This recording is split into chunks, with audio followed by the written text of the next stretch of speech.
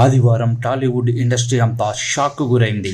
మంచు ఫ్యామిలీలో ఎన్నడూ లేని విధంగా ఓ షాకింగ్ ఘటన టాలీవుడ్ని షేక్ చేసింది. మంచు మోహన్ బాబు చిన్న కుమారుడు మంచు మనోజ్ల మధ్య దాడి జరిగిందని, ఈ దాడిలో మోహన్ బాబు తన అనుచరులతో మనోజ్పై దాడి చేయించారనేలా వార్తలు వైరల్ అయ్యాయి. అయితే ఆ కాసేపటికే మంచు మోహన్ బాబు ఫ్యామిలీ తరపు నుండి ఆ వార్తలలో ఎటువంటి నిజం లేదనేలా ఓ వార్త వచ్చింది. కానీ మంచు మనోజ్ మాత్రం తనపై తన తండ్రి దాడి చేయించినట్లుగా మీడియా ముందు ప్రకటించడమే కాకుండా తనపై దాడి చేసిన వారిపై ఫిర్యాదు చేస్తున్నట్లుగా ప్రకటించారు. మరోవైపు మంచు మనోజ్ నుండి 100కు పైగా కాల్స్ వచ్చినట్లుగా పోలీసులు కూడా ధృవీకరించినట్లుగా తెలుస్తోంది. దీంతో మంచు ఫ్యామిలీలో మంటలు నిజమే అనేది క్లారిటీ వచ్చేసింది. అయితే ఇక్కడ మంచు మనోజ్ హడావిడి చేస్తున్నాడు తప్పితే మోహన్ బాబు సైడ్ నుండి కొంచెం అంటే కొంచెం కూడా కదలిక లేదు. పైగా ఈ సమయంలో ట్విట్టర్ ఎక్స్లో ఆయన చేసిన పోస్ట్ చూస్తే ఆయన అసలు ఈ విషయాన్ని పట్టించుకున్నట్లే కనపడటం లేదు. మరోవైపు మంచు మనోజ్ మాత్రం తనపై తన తండ్రి మోహన్ బాబు అనుచరుడైన వినయ్ కొంతమందితో వచ్చి దాడి చేసినట్లుగా చెబుతున్నారు. ఆస్తుల వ్యవహారంలో నాపై దాడి జరిగింది. నా తండ్రి మోహన్ బాబు తన అనుచరుల చేత దాడి చేయించారన్నారు.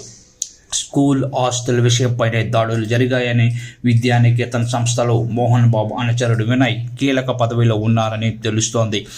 ఆస్తులు స్కూల్ వ్యవహారంలో జరిగినట్లుగా తెలుస్తున్న ఈ దాడి తనపై తండ్రి మోహన్ బాబు చేశారని మనోజ్ ఫిర్యాదు చేస్తే, తనపై కొడుకు మనోజ్ దాడి చేశాడని మోహన్ బాబు రివర్స్లో ఫిర్యాదు చేసినట్లుగా టాక్ వినపడుతోంది.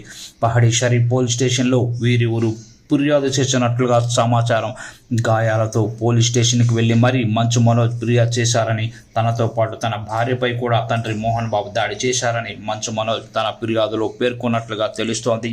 ఇక తన భార్య మౌనికతో కలిసి హైదరాబాద్ బంజారాహిల్స్లో ఉన్న టీఎక్స్ హాస్పిటల్లో మనోజ్ జాయిన్ అయ్యారు. తన భార్య టీంతో కలిసి మనోజ్ హాస్పిటల్కి వెళ్తున్న వీడియో బయటికి రావడంతో నిజంగానే మనోజ్పై దాడి జరిగి ఉంటుందని అంతా అనుకుంటున్నారు. ప్రస్తుతం డాక్టర్స్ ఆయనకు చికిత్స అందిస్తున్నారు. మంచు మనోజ్ రచ్చ ఎలా ఉంటే మోహన్ బాబు మాత్రం తాపీగా సోషల్ మీడియాలో పోస్టులు వేసుకుంటూ కూర్చున్నారు. మోహన్ బాబు తాజాగా తన ట్విట్టర్ యాక్స్లో 1979లో ఆయన నటించిన కోరికలే గుర్రాలైతే అనే మూవీలోని ఓ సన్నివేశాన్ని షేర్ చేసి, నా గురువు లెజెండరీ శ్రీ దాసనారాయణరావు దర్శకత్వంలో నిర్మాత శ్రీ జి జగదీష్ చంద్రప్రసాద్ గారు నిర్మించారు. ఈ సన్నివేశం నా కెరీర్లో ఓ ప్రత్యేక మైలురాయి. ఇందులో చంద్రమోహన్, మురళీమోహన్ గారులతో స్క్రీన్ షేర్ చేసుకోవడం నాకు మరింత గుర్తుండిపోయే అంశం. అలాగే తొలిసారి యమధర్మరాజు పాత్ర చేయడం మరచిపోలేని అనుభూతి. ఈ సన్నివేశం నాకు సవాలుగాను మరియు సంతోషాన్ని కలిగించింది. ఈ చిత్రం నా ప్రయాణంలో ప్రతిష్టాత్మకంగా నిలిచిందంటూ ఎక్స్లో పోస్ట్ చేశారు. ఇది చూసిన వారంతా బయట అంత గొడవ జరుగుతూ పరువు పోయే పరిస్థితులు నెలకొంటే మోహన్ బాబు ఏంటి ఎలా చేస్తున్నారు అంటే ఆయనకేం తెలియదా, ఇదంతా మనోజ్ క్రియేట్ చేస్తున్నదేనా అంటూ నెటిజన్లు కొందరు కామెంట్ చేస్తున్నారు. ఏదైతేనేమి సండే మొత్తం టాలీవుడ్ని ఈ ఫ్యామిలీ మంచులా కమ్మేసిందన్నది మాత్రం నిజం.